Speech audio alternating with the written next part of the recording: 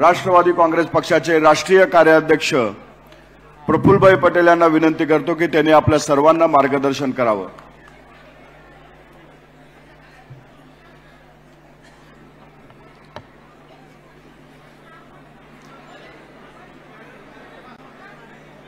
महिलांनी बसून जावं प्लीज,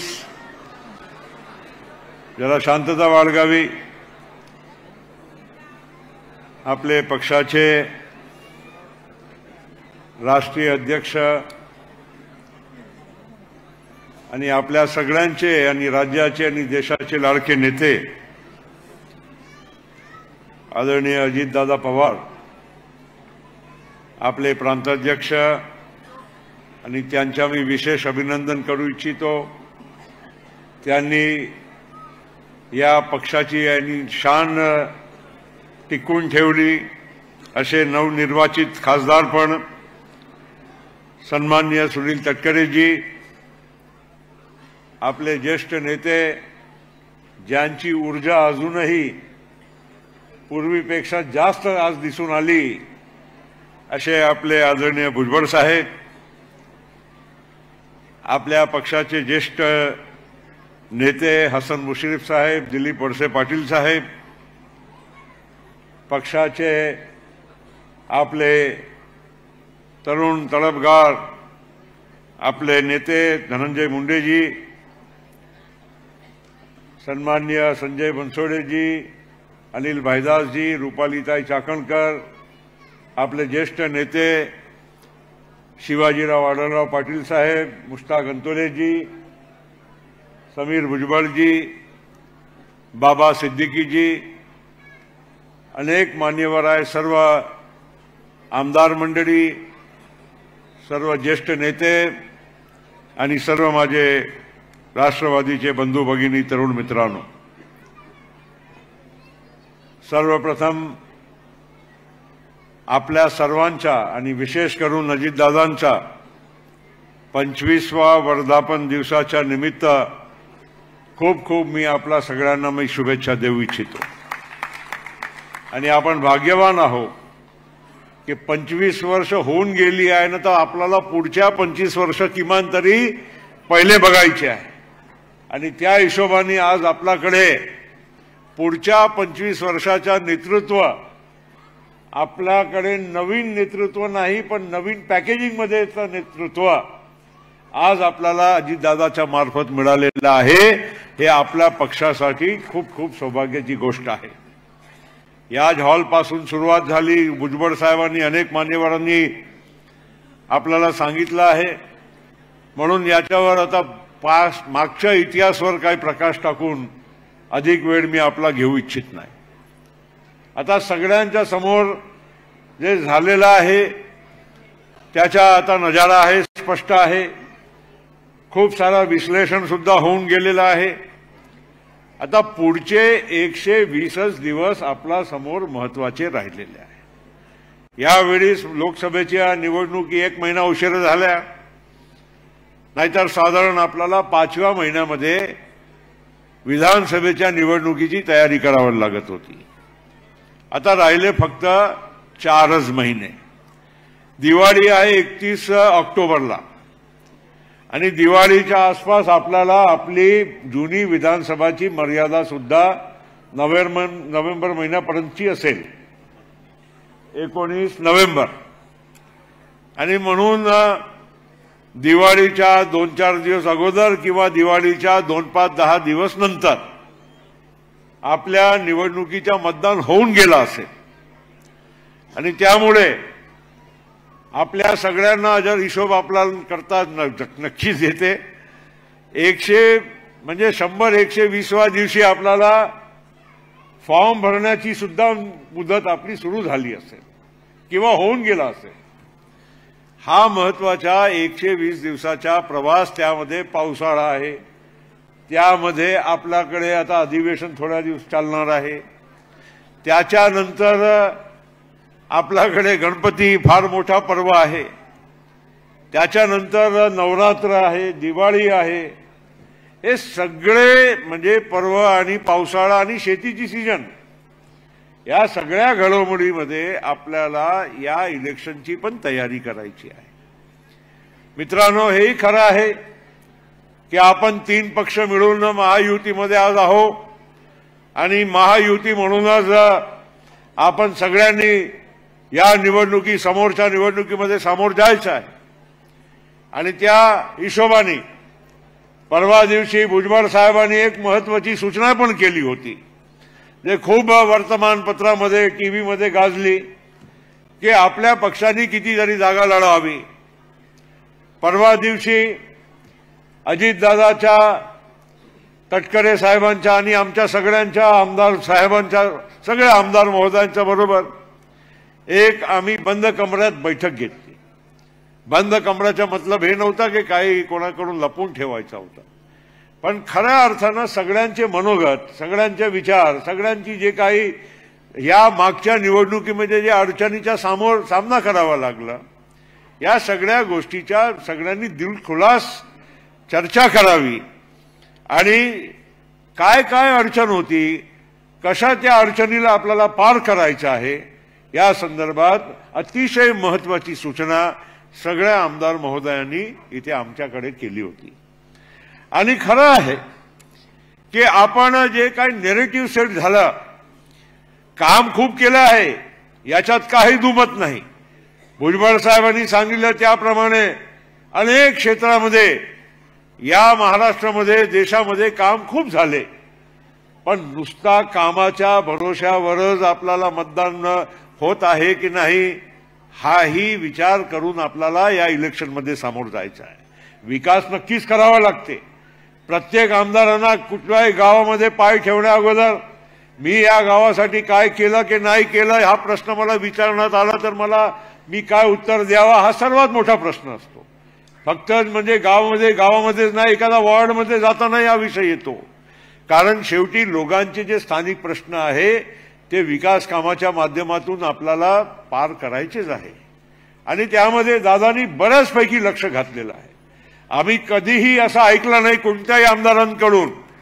पहिल्यांदा दादांनी एक नवीन प्रथा सुरू केली, दर मंगळवारी मुंबईमध्ये सगळे आमदार असतात, सगळे मंत्री महोदय असतात, त्यांच्या बरोबर दर मंगळवारी मीटिंग करून त्यांच्या प्रश्न काय आहे, त्यांचे विकास कामाचा काय म्हणजे आढावा आहे, कोणते काम तातडीनं करून घ्यायचे आहे, हे सगळं आपल्या नेत्यांच्याकडून सातत्यानं पाठपुरावा केला जात आहे आणि प्रत्येक आमदारांना काही ना काही समाधान झाल्याशिवाय राहिला नाही आहे, एवढी मला पण आता खात्री वाटते।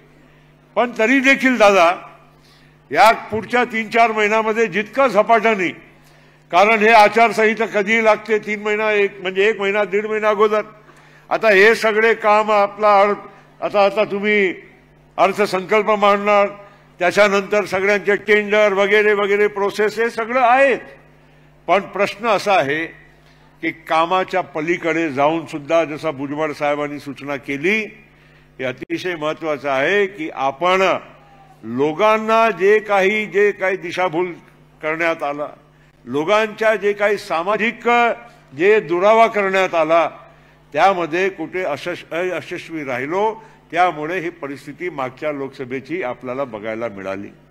आता अमीन दिलीपराव आताच बोलत होतो, लोकांना म्हणजे हे प्रचार करणं फार सोपा होता की देशाच्या संविधानच बदलण्यात येईल। या पहिल्यांदा असं झालं की आपल्या आदिवासी समाजाला पण गैरसमज झाली। कधी कधी आपल्याला वाटायचं की दलित समाजामध्ये गैरसमज आहे, पण आदिवासी समाजामध्येही गैरसमज निर्माण झाली आणि बऱ्याच ठिकाणी तुमच्याचकडे मी जेव्हा गेलो होतो, तुम्ही हॉस्पिटलमध्ये होते, तिथेच तुमच्याच मंचरमध्ये एक आदिवासी बांधव आपला पक्षाचा जुडलेला उभा होऊन मला विचारत होता की साहेब काहीतरी याच्याबद्दल खुलासा केला पाहिजे, म्हणजे आदिवासी समाजामध्ये। नेहमीच्या आपल्याला आदिवासी समाजाला एवढा काही खुलासा करायची गरज कधी पडली नाही, पण दिलीपराव आताच मला सांगत होते की आपण यशस्वी ठरलो की या देशाची राष्ट्रपती महोदया आदिवासी समाजाची आहे, कुठलाही असं आरक्षण रद्द करायचं असेल तर शेवटची सही त्यांचीही लागणार आहे, ही कोणी आपल्याकडून कोणी देशाच्या लोकांना सांगू शकले नाही। आज 100 पेक्षा जास्त जागा लोकसभेमध्ये एससी आणि एसटीची राखीव आहे। काय ते 100 लोक एससी एसटीचे असा संविधान बदलण्यामध्ये कोणाला मदत करणार आहे का, कोणाला करू देणार आहे का, दंगा झाल्याशिवाय राहणार आहे का, हे कोणी आपल्याकडून किंवा भारतीय जनता पार्टी असो, शिवसेना असो किंवा देशाच्या अन्य जे महायुतीचे एनडीएचे घटक होते ते या सांगण्यामध्ये यशस्वी ठरले नाही। आणि त्याचा परिणाम, आणि आपण सगळ्यांनी इथे सगळ्या 48 मतदारसंघातले विविध मतदारसंघातले आपले लोक इथे बसलेले आहे आणि एक युनिव्हर्सल होता, असाही नव्हता की एक मतदारसंघामध्ये काय वेगळा आणि दुसऱ्यामध्ये तिसरा, एक सारखा धागा पकडून या गोष्टी आपल्या देशामध्ये सुद्धा चालले। पंतप्रधान नागपूरला जेव्हा आले पहिल्या चरणीच्या 19 एप्रिलच्या मतदानासाठी पहिल्या चरणाच्या प्रचाराला आले, 9 किंवा 10 एप्रिल होती, त्यावेळी सुद्धा मी आणि नितीन गडकरी त्यांच्या शेजारी बसलो होतो, तेव्हा आम्ही सूचना केली की साहेब खूप मोठा अपप्रचार या संविधान बदलण्याच्या बद्दल चाललेला आहे, तुम्ही नागपूरला आलेले आहात, ही दीक्षाभूमी आहे, इथून बाबासाहेबांनी खूप सारा संदेश दिलेला होता, तुम्ही इथे किमान तरी या गोष्टीचा खुलासा करण्याचा प्रयत्न करा। त्यांनी केला, पण असं नाही की नाही केलं, 5-7 मिनिटं बोलले, पण माहित नाही यावेळेस म्हणजे आजपर्यंत भारतीय जनता पार्टी किंवा एनडीए 2014 आणि 19 मध्ये सोशल मीडिया आणि अनेक माध्यमातून खूप सारा म्हणजे प्रचार करण्यामध्ये आमच्या त्या काळात आपण विरोधात होतो, ते यशस्वी झाले होते, पण यावेळेस कुठेतरी आपण कमी पडलो, हे पण मान्य करावं लागणार आहे। आणि हे सोशल मीडियाचा मेसेज आहेच, कुठेही तुम्ही जावा, अरे आत्ताच ही क्लिप चालली, आता हीच क्लिप चालली, लोकांच्या म्हणजे दिशाभूल होत आहे, त्याच्यात आपण कुठेही जातो, काही भाषणात आपल्याला प्रचारामध्ये खुलासाही करावा लागते, बिनकारणाचा खुलासा आहे, पण नाईलाज आपल्याला ते पण करावं लागत आहे। मित्रांनो, सांगण्याचं तात्पर्य एवढंच आहे, मराठा समाजाच्या आरक्षणाच्या बद्दल सरकारने सगळी सार्थक भूमिका घेतल्यानंतरही हे आपण आजही आपण म्हणजे त्याचा अजून नाराजीचा म्हणजे सामना करत आहोत, हे पण शोकांतिक आहे। त्यामध्ये ही सगळ्या म्हणजे जे काही सगळ्यांची भूमिका होती, पण फक्त टार्गेट आपली सरकार झाली, यामध्येही येणाऱ्या काळामध्ये आपल्याला समोर जाऊन खुलासा करावा लागणार आहे। मित्रांनो, अल्पसंख्याक समाज हे सदैव आपल्या म्हणजे राष्ट्रवादी काँग्रेस पक्ष म्हणून आपण सांगू शकतो की आपला बाजूने हमखास उभा राहिलेला समाज आहे। आणि अल्पसंख्याक समाजाला फार ते मागत नाही, त्यांना फक्त विश्वास पाहिजे, त्यांना हमी पाहिजे कि सुख और दुख में ये हमारे साथ खड़े रहने वाले ये हमारे सच्चे साथी है। हा जो विश्वास तुम्ही एकदा निर्माण केला तो अल्पसंख्याक समाज फार मागत नाही। पण तरी देखील दादा, आज आपण घेतलेली भूमिका, आपण हे पण अजून अग्रेसर म्हणजे होऊन आणि अग्रेसिव्हली होऊन आपण हे भूमिका हे आपण कुठलाही म्हणजे त्याची किंतु परंतु न करता हे मांडण्याची आपल्याला गरज आहे। आणि मला खात्री आहे की ज्या परवाच्या मीटिंगमध्ये आपण सगळ्यांनी बसून काही गोष्टीवर चर्चा केली, त्याची अंमलबजावणी नक्कीच येणाऱ्या काळामध्ये होणार आहे। या महापुरुषांचा आपण आदर्श डोळ्यासमोर ठेवून आपण त्यांच्या शाहू फुले आंबेडकर आपण करत असतो, पण खऱ्या अर्थानं लोकांना त्याचा विश्वास बसला पाहिजे। यशवंतरावजी चव्हाणांची जे या महाराष्ट्राचा जे त्यांनी संदेश दिला होता, ज्यांचा आदर्श डोळ्यासमोर ठेवून आपण राष्ट्रवादी काँग्रेस पक्षामध्ये आपण काम करत आलेलो आहोत, आज आपल्याला ते शेवटच्या माणसापर्यंत पोहोचवण्याची फार गरज राहणार आहे। आणि म्हणून मित्रांनो, जुन्या काही गोष्टी तर झाले, आता या 120 दिवसाच्या अल्पशा अवधीमध्ये खूप सारा काम आपल्या समोर हे आपल्याला दिसत आहे। आणि दुसऱ्या गोष्टी जे काही किंतु परंतु काही लोकांच्या मनामध्ये असू शकते, आता जर सुनील तटकरेंनी अतिशय चांगल्या रीतीने तुम्हाला म्हणजे सूचना केल्या आहे की काय काय आपल्याला म्हणजे अपेक्षित आहे। आज 53 आमदार आपले जुने राष्ट्रवादी काँग्रेस पक्षाच्याकडे निवडून आले होते। 2 आपले सहकारी मित्र आमदार आपले संजय मामा होते, देवेंद्र भुयार होते, असे 55 आपण झालो।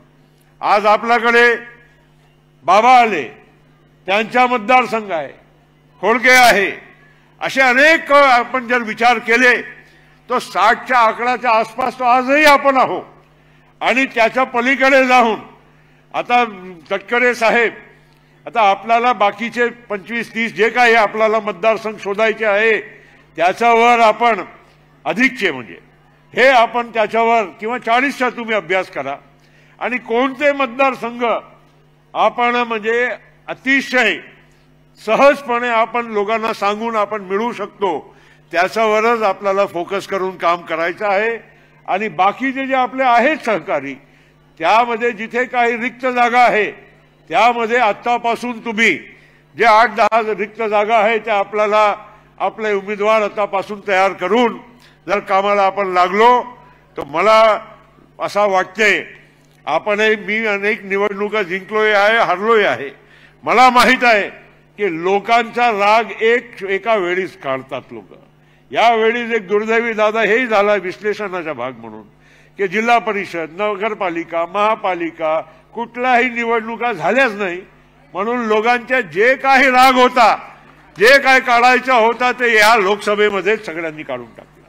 या महाराष्ट्राचा एक अधिक हिस्सा आहे, असं नाही की एकच कारण आहे, पण तेही लोकांचा राग होता।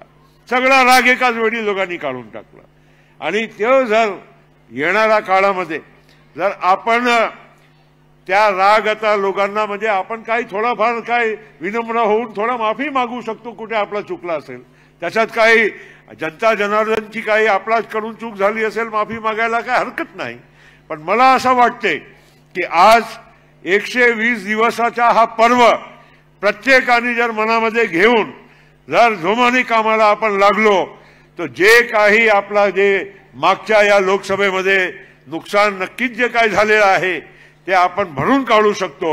आणि येणारी निवडणूक आपल्या महाराष्ट्राच्या विधानसभेची त्यामध्ये परत राष्ट्रवादी काँग्रेस आणि आपल्या या महायुतीची सरकार, जसा देशामध्ये आज एनडीए जरा मार जरूर बसला असेल पण परत आज महायुतीची किंवा एनडीएची सरकार देशामध्ये स्थापन झाली त्याचप्रमाणे आपण या महाराष्ट्रामध्ये आपल्या महायुतीची सरकार आणि त्यामध्येही राष्ट्रवादी काँग्रेस पार्टी ही सर्वात महत्त्वाचा घटक म्हणून त्यामध्ये आपण आणू शकतो।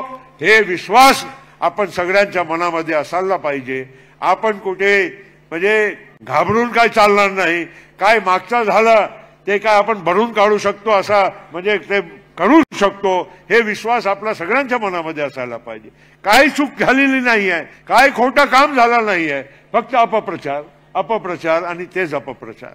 म्हणून येणाऱ्या दिवसामध्ये आपण सगळं कामाला लागावं आणि निश्चित आज दादाच्या नेतृत्वामध्ये आज आपल्या सगळ्यांना विश्वास तर आहेतच पण एक आपल्याला हेही विश्वास आहे हा नेता खऱ्या अर्थानं लोकांची जे काही भावना आहे, लोकांच्या ज्या काही दुखणं आहे, ज्या या महाराष्ट्रामध्ये त्यांना जी काही समज आहे तो नक्कीच आपल्या सगळ्यांच्या येणाऱ्या यशासाठी उपयोगी ठरेल एवढंच मी आजच्या दिवशी विश्वास व्यक्त करतो।